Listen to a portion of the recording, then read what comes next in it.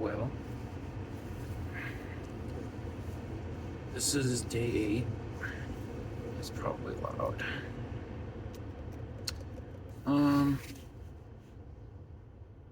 from dropping from 4 milligrams to 3.5 milligrams 8 days ago.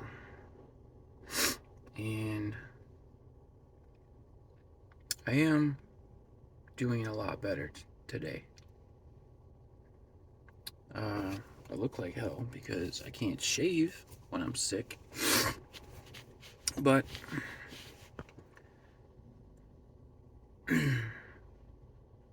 I hope if you're coming off this stuff that you're doing a taper, because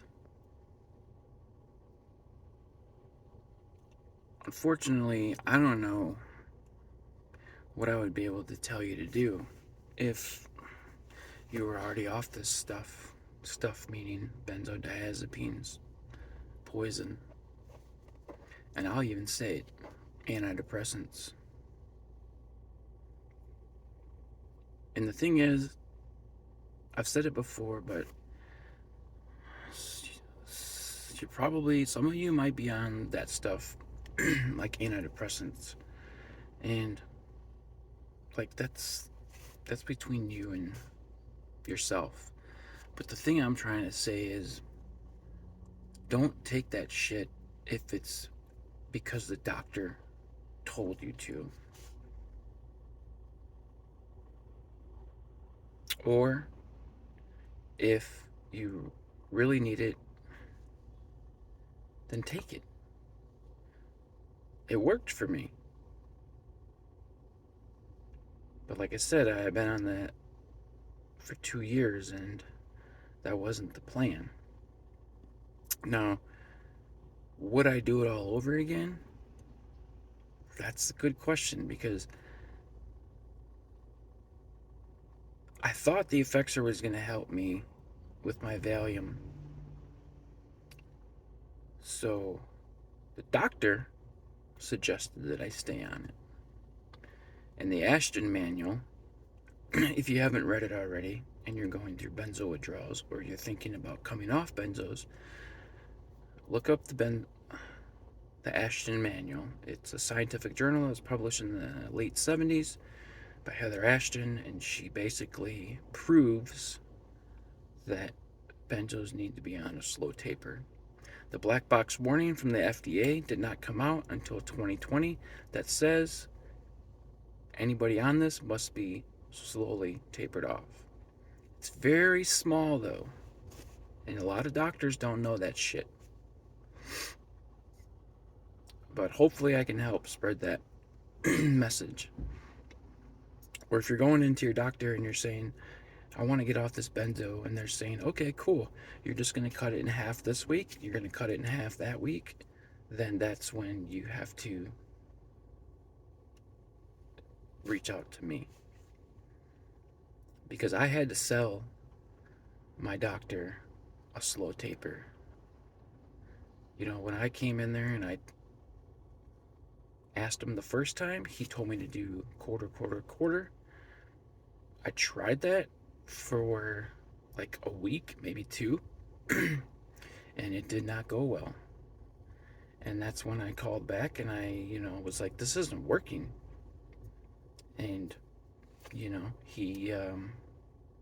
he's been doing it for a long time, 30 years. So in his mind, well, that's just the way it is. Fortunately, with the internet, it's kind of a blessing and a curse, because there's a lot more hate in the world because of the internet. We get access to news a lot faster. We can we can join teams all virtually and argue against people. That's the bad side. The good side is we can research on our own and find out what's going to work best for us. Because what I'm going through doesn't necessarily mean it's going to work for you. And I learned that by watching other people's videos. So that's where the internet can be great. And I got a bunch of articles and I printed the Ashton manual. I highlighted special sections in there and I told him, I went in, I made an appointment after he told me that it is what it is, and I basically begged him to please just read this. And I think he could tell, like, he could see the look in my eye that I wasn't fucking playing. And then the next day, he came to me, called me, and he told me, I think you're gonna need more time. Man, what a relief. And he's been with me now for, a long time. He's also the one that kept prescribing my Valium. So, what's that all about?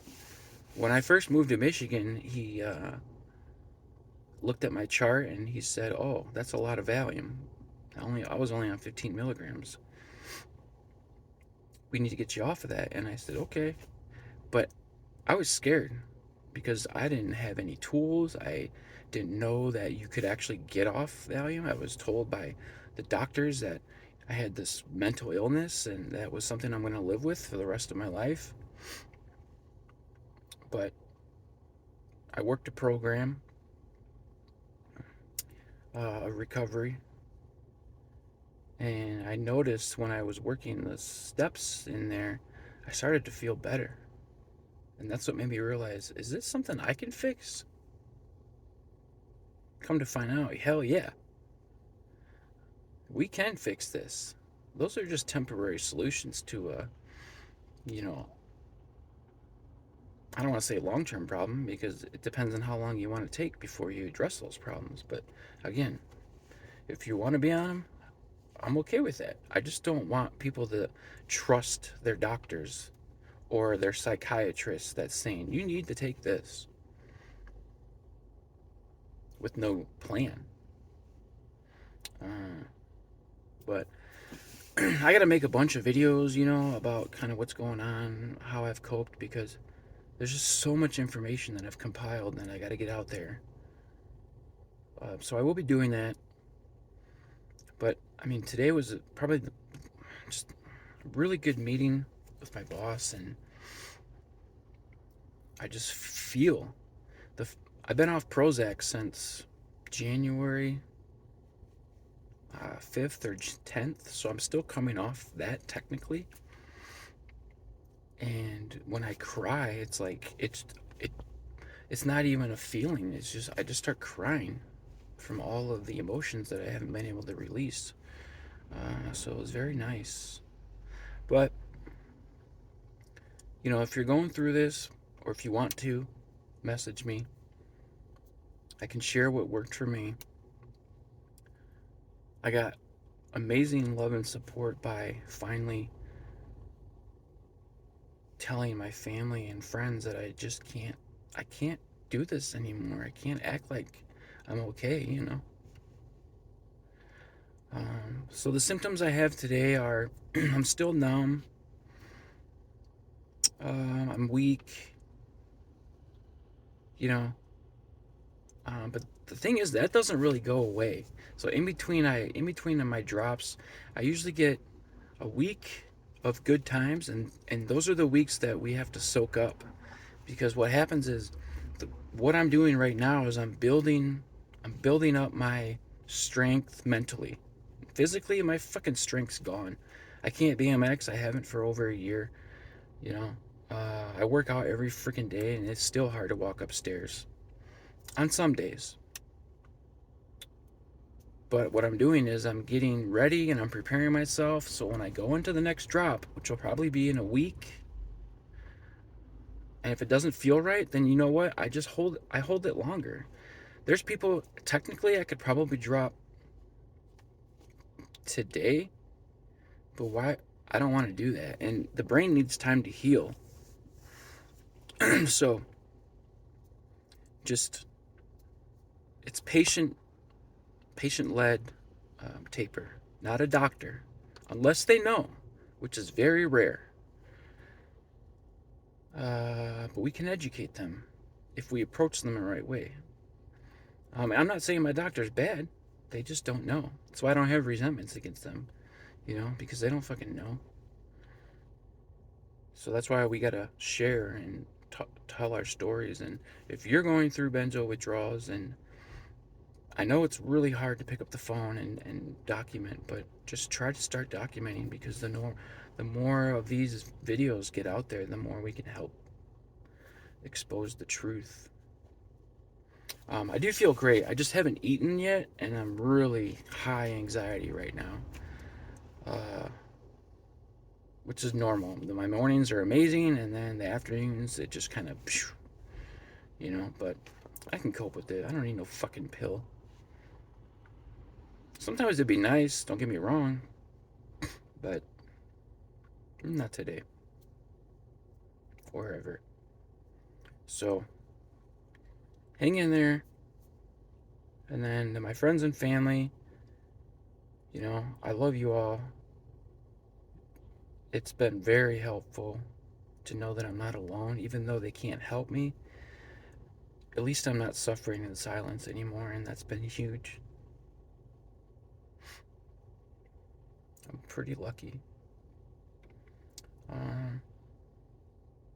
So, God, I don't want to keep going, man, but I love you all, and I probably won't be filming until my next drop, because I just wanted to show what it's like, and then what it does get better. It does get better, and that's why I keep fighting. That's why I keep trying, because I know this 16-month life sentence doesn't make sense, but you know what I mean.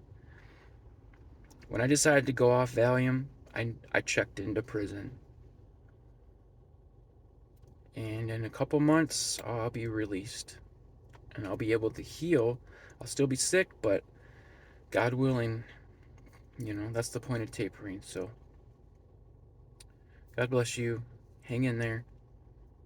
And you can do this. The mind is very powerful.